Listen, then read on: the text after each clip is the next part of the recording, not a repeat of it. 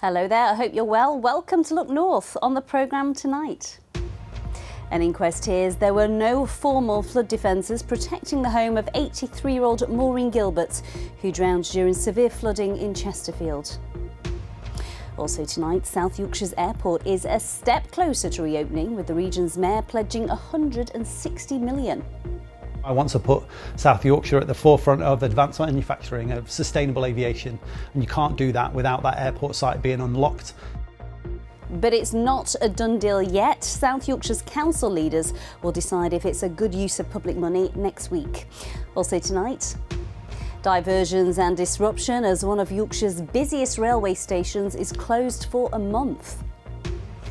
And bagging a bargain in Bradford as the BBC show Bargain Hunt comes to the city during its Year of Culture. Well, it's been sunshine and showers for the first day of autumn, but what about the rest of the week? Join me for that detailed forecast.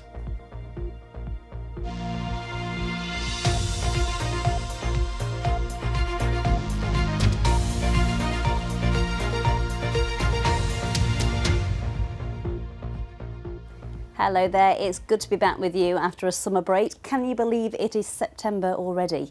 First on the programme tonight, there were no formal flood defences protecting the home of an 83-year-old Chesterfield woman who drowned in severe flooding during Storm Babette, an inquest has heard today. This is Maureen Gilbert. She was found in the water in her home on Tapton Terrace in October 2023 after the River Rother burst its banks. Ollie Constable has been across this case from the beginning. He joins us now. Ollie, just bring us up to date with what's happened and what we learnt today. Well, Amy, you might just remember that terrible flooding that we had back in October 2023 when parts of Chesterfield were underwater when the River Rother burst its banks. About 400 properties were evacuated there after the heavy rain fell. Well, Maureen Gilbert was 83 and she lived on Tapton Terrace near to the railway station. Her home became submerged just a few minutes after the river burst. Well, today an inquest heard questions being asked to the Environment Agency as to why no flood defences were near her home. Neil Longdon, who is operations manager for the Environment Agency in Yorkshire, gave evidence and said you can build something, but someone has to pay for it. There is a feasible solution to the problem, he said, but funding and potentially the planning process may put that at risk. He also said that Tapton Terrace is susceptible to flooding because the land there is low and it's where several water sources come together, and the fact there are no formal flood defences. Well, in 2018, a storage reservoir had been built to reduce the peak flow down the river after previous heavy rain. Mr. Longdon agreed that this was the only significant step that had been taken between 2007, when Chesterfield last experienced severe rain, and Storm Babette in 2023. Well, the assistant coroner told Maureen Gilbert's son, Paul, today that her cause of death was drowning. The 5-day inquest is expected to continue tomorrow. Ollie, thank you. Now, many of us are returning from our summer holidays. I wonder if sometime soon we could be flying from South Yorkshire again, because Doncaster Sheffield Airport is a step forward for plans to get itself reopened, with South Yorkshire's mayor announcing that he's ready to release £160 million to pay for the mothballed terminal to be reopened. Now, it's not a done deal yet. Council leaders in South Yorkshire have to back the plan at a meeting next week, but it is the closest that Doncaster has come to getting its airport back since the terminal closed in November 2022. Our transport correspondent Spencer Stokes is in Sheffield tonight. Spencer, tell us more. Yes, it's looking more likely, Amy, that Doncaster Airport will reopen. South Yorkshire's Mayor Oliver Coppard announcing in this building behind me a couple of hours ago that he will fund the reopening. It all hinges on a meeting next week of South Yorkshire Mayoral Combined Authority. They are expected to back the plan, and when that happens, £160 million of public money will go over to Doncaster Council. Doncaster Council will then oversee the reopening of the airport over a course course of about 3 years' time. Now that is public money that could have been used for any number of things in South Yorkshire, but Oliver Coppard says reopening the airport is a good use of the money. Not only will it get planes flying again, he says it will grow the economy in South Yorkshire, create jobs and make South Yorkshire a centre for sustainable aviation. I've been chatting with him this afternoon, and he also told me that in time he thinks the airport will economically be able to stand on its own 2 feet. Since DSA closed, we've done a load of work to understand exactly what that opportunity looks like, but also what the risks look like. And what we know is it provides a significant return to the economy of South Yorkshire, but also it provides huge opportunities, and it's a great strategic fit with what we want to do. I want to put South Yorkshire at the forefront of advanced manufacturing, of sustainable aviation, and you can't do that without that airport site being unlocked. That's why it's such a big opportunity. Do you think there'll come a time when public funding isn't needed to support the airport? Of course, yeah. Well, it has to, doesn't it? Because ultimately we're committing a certain amount of money to this project, I hope, next week. That's what I'm backing. That money is not never ending. So of course we want the airport to get to that point where it is thriving, standing on its own 2 feet. That's why we've done so much work over the last number of months to make sure it does return those opportunities to our communities. And that's why I can now say I'm going to back it next week. Spencer, what many people will be asking is, when can we go on our summer holidays from that airport? Yes, Doncaster's Mayor Ros Jones had talked about next year, 2026, as the date when flights would return. That may well be the case, but they won't be passenger carrying flights. Oliver Coppard saying that 2028 is a much more realistic date, so still 3 years away. And according to one aviation expert we've been talking to today, that just reflects the state of the market, the fact that it takes a long time to bring airlines in. And also Doncaster faces lots of rivals. It's a competitive area to open an airport in. This is what he was telling me earlier today. My industry experience tells me, unfortunately, but it is going to be an enormous challenge. It didn't close for nothing, and we've got the backdrop of the pandemic, the challenges that came from that. We have all sorts of geopolitical challenges. Who knows where we are in the economic cycle in 2 or 3 years' time. The airport itself faces enormous competition. Up the road is Leeds Bradford, down the M1 is East Midlands Airport, and of course across the Pennines is Manchester. So the challenge is significant. So 3 years since Doncaster Sheffield Airport closed, 3 years since Peel left the site. And it's been a long journey to get to this point, but still another 3 years to go until those baggage carousels are turning again and planes are taking off into the skies above South Yorkshire. Now we're going to stick on the transport theme, but from planes to trains. It's one of the busiest railway stations and it's closed for a month. Huddersfield station won't reopen until the end of September as the Trans-Pennine route upgrade continues. Tracks are being rearranged and bridges are being replaced. Train companies say journeys will take longer and some services have been diverted to Brighouse, which is about 5 miles away. Tom Ingle was there for the first morning of rush hour of September. Is this Brighouse? Because it feels like Charing Cross. While Huddersfield station is closed for the next few weeks, trains of all different types and go faster stripes will be calling here. So normally Brighouse is 2 trains in each direction, as well as our Grand Central colleagues are in their trains. Today is slightly different from that. How many trains an hour coming through Brighouse? 10 plus per hour. I say 10 plus because we've got freight trains operating on this route as well that are diverted, as well as our Grand Central friends running their services. All of our train times on the diverted route are slightly different. The bus times are also new for a lot of people. The connection allowances are pretty good between trains and bus, so you don't need to worry about rushing for a train or rushing for a bus. That's well timed. The railway team are out in force this morning, making sure passengers get on and off buses at the right moment and generally get to their destinations. It's a well-rehearsed plan at weekends, but for the next few weeks it's being tried on a scale not attempted before. How do you feel about having to swap trains for buses and things like that? It's not ideal, but I understand why we have to do it. The only thing is the car park closed, but I found alternative parking. It's a very long job, and when they say it's going to be 20, 30 something before we get the benefits, I won't be around then to see it. So I'm putting up with it because somebody will get some benefits someday. Closer to the action, in Huddersfield itself, there is a job and a half underway. In the 30-day shutdown of the station, this bridge has to be replaced. The road is closed, but the landlord of the Sportsman pub has a ringside view. This was 1:30 this morning outside his bedroom window. As he hammers the social media to keep trade up, the bar reverberates in concert with the men at work. This area really does need some investment, and we're really happy that the Transpennine route upgrade is going ahead. Last night, it was a noisy night for me last night, but it's fabulous to watch a big infrastructure project happening right on your doorstep. You seem remarkably sanguine about this. I know you support the project, but even if I did and I lived upstairs, I think I'd be a bit more grumpy at 3 o'clock in the morning. The main thing is that we're really positive that there's some big investment happening in Huddersfield, and it's something that the town really needs. Brighouse will continue welcoming passengers via bus and train until the end of this month. Huddersfield will then reopen in stages, but the multi-billion-pound upgrade of the Transpennine Railway still has years left to run. Tom Ingle, BBC Look North, Brighouse. Now, many children will be heading back to school after the summer break this week, but for working parents of younger children in England, well, they can now access double the amount of free childcare that they were previously entitled to.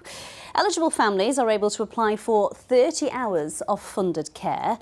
It's available for children aged 9 months to 4 years, and the funding is designed to be used over 38 weeks during term time, but some providers may allow it to be spread over the entire year.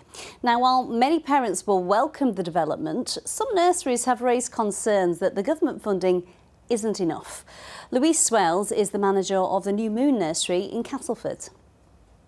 Unless they do look at the rating and it does increase, I think you'll see a lot of small business close down, because I don't think it's sustainable, not with the quality of care that we're wanting to give and that people are wanting for their children, which you want the best care for your children, but obviously to be able to put that in place comes a price.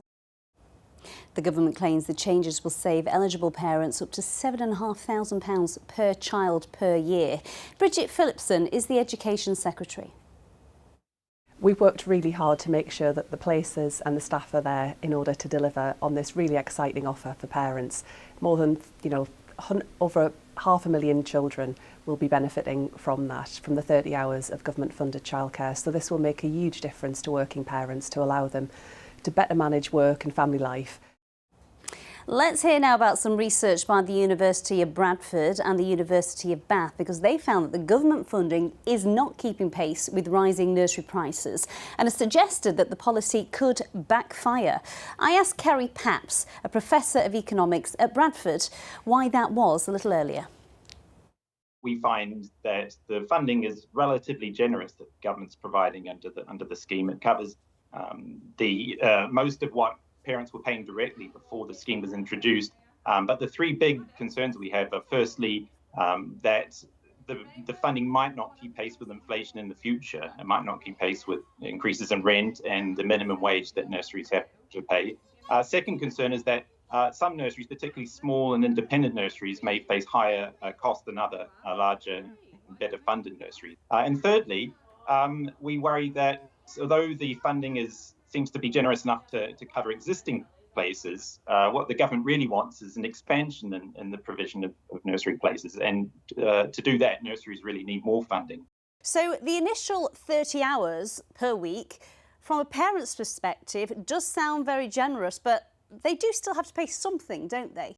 Exactly. It only covers 38 weeks of the year, and some nurseries will spread those 38 weeks over the year, so parents are getting less than 30 hours per week. Nurseries are still allowed to charge additional fees for meal times or field trips, that sort of thing, as long as they're optional fees. One of the reasons behind the funded childcare was so that more people could afford to go back to work.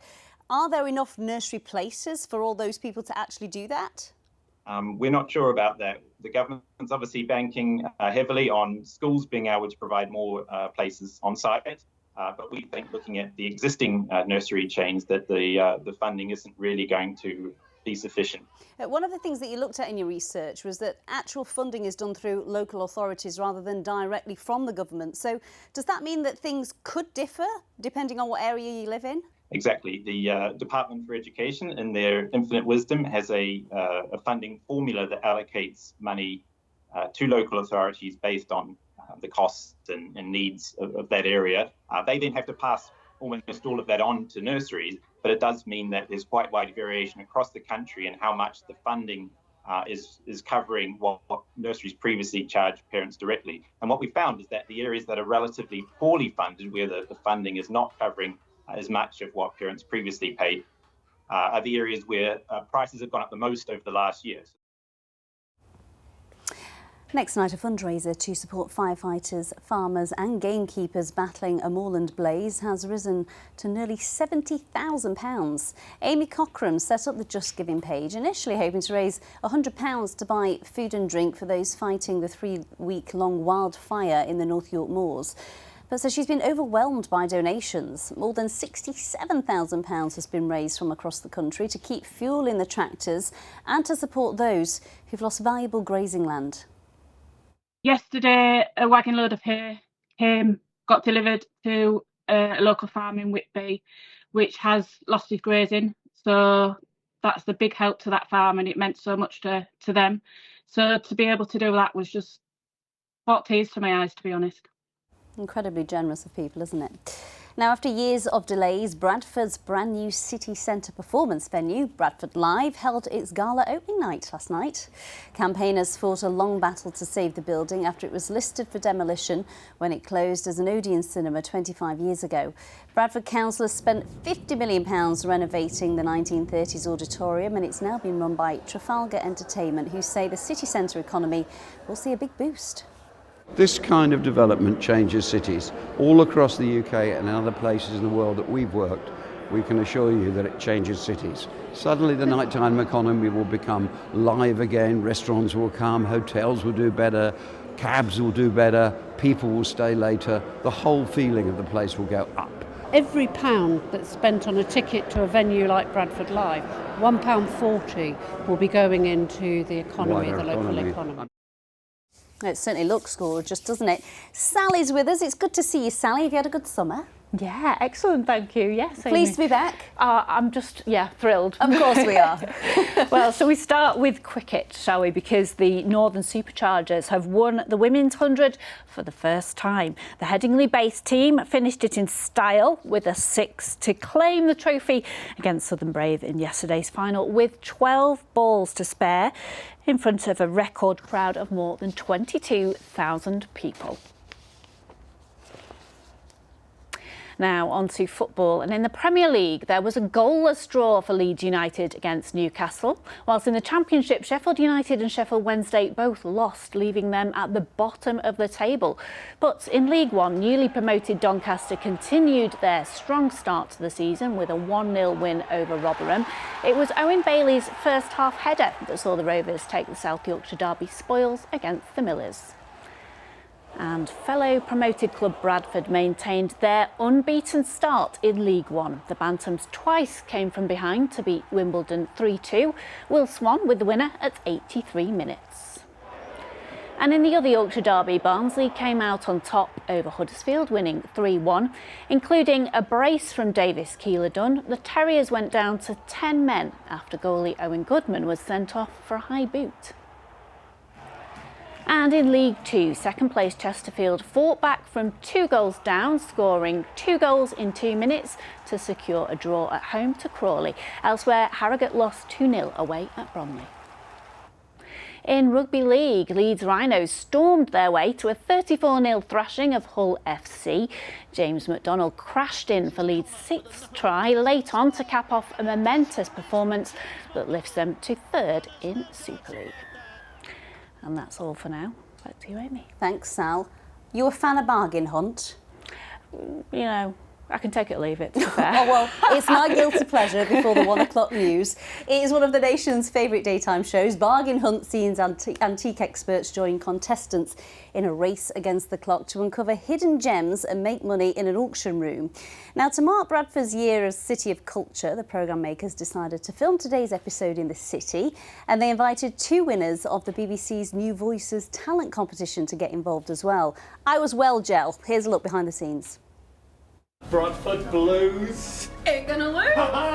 This is good. Who would have ever thought, like as a kid, when it's on TV in the background, I would have never in a million years thought that how many years later we'd be on it. It's really cool. I've not told my grandma I've come on, so I'm just gonna let her put the telly on and just see me and just be like, ah! They are wild beyond belief in the best possible way. So when I'm on Bargain Hunt, you get very different kind of a different array of contestants. These 2 are like holding tigresses by the tail.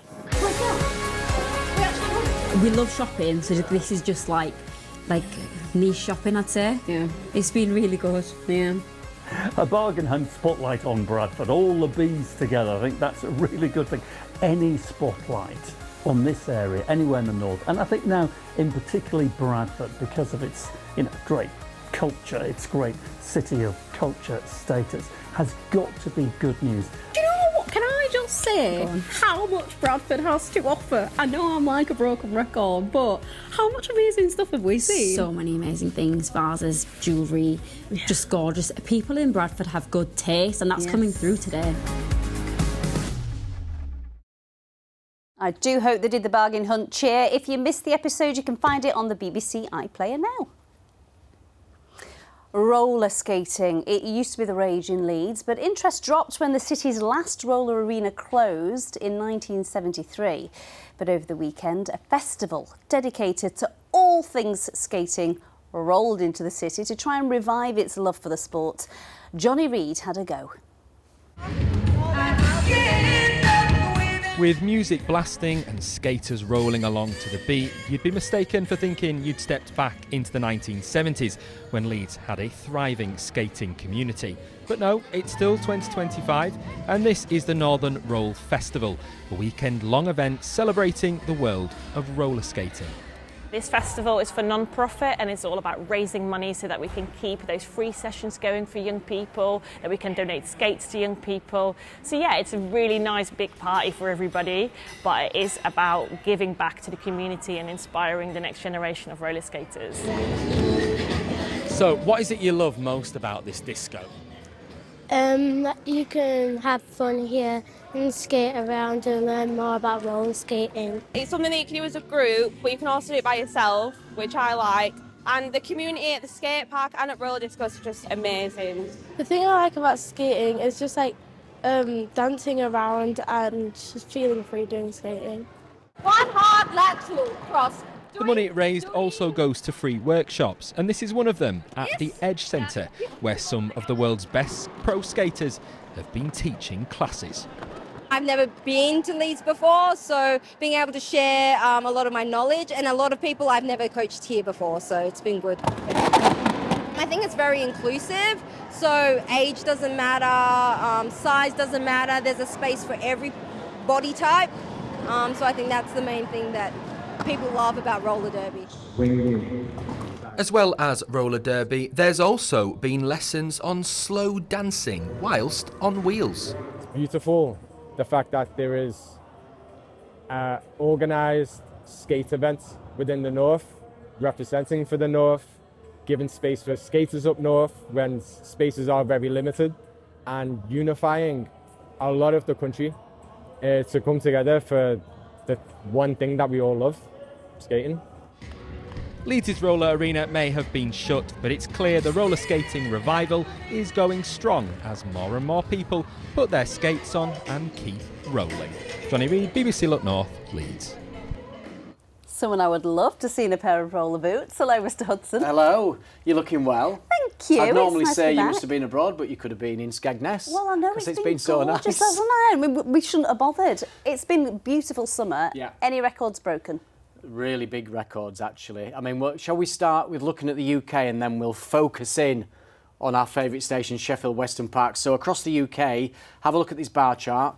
These are figures that began in 1880. 2025, statistically, way out in front. The warmest summer on record. For those 1976 lovers, I know there's a lot of them out there, you're now the sixth warmest summer on record. So that's statistically very significant. What's even better than that, Sheffield Western Park, the station there goes back to 1882. Alice has been crunching the numbers down there at the park. Not only has it been the hottest summer on record, it follows what was the hottest spring on record, and never before on the climate record have we had 2 seasons which have followed each other and broken records. So, I mean, whichever way you look at it, it's been extraordinary. So you should have stayed in Skegness. Well, I know, I shouldn't have bothered, should I? Is that it then? Summer over? Well, it doesn't look like it is, no. I mean, September is looking changeable, so we will see some rain, for example, on Wednesday, but also there's every chance we could see a return of the, you know, warm and sunny weather at times. So that's something to look forward to, isn't it, Amy? Let me just show you how you can get in touch. We do this every single Monday. We've got a QR code and a telephone number there. If you've got anything you'd like me to discuss or cover on the programme, then get in touch that way. Let's have a quick look at a couple of pictures that have been sent in. This describes the weather beautifully. That's Harden near Bingley, a big shower cloud there in the distance. Thanks to Wendell's for that one. And this is Denby Dale. It may well have just been the warmest spring and summer on record across parts of Yorkshire, but that is looking very autumnal, very early to see that type of scene. All a result of the lack of moisture. Of course, it has been one of the dry springs and summers on record as well. If you've got any pictures you'd like to send in on X, on Instagram and on the Weather Watcher website. So the headline for tomorrow, well, the morning does look the best. A dry and bright start with plenty of sunshine. It will tend to cloud over with a few scattered showers in the afternoon. It's a very unsettled setup. This feature here could well bring some persistent rain for the first time for a long time on Wednesday. And then Thursday, we're back to sunshine and showers. It looks like Friday and the weekend will be dry and turn warmer and sunnier. So something to look forward to. There, the lively showers I've just showed, that picture from Bingley, they've cleared through now, but there are further scattered showers to come in from the west. So still a changeable evening, sunshine and scattered showers. I think overnight, eventually, most of those showers should die away, but there could be quite a few across the Yorkshire Dales for some time tonight.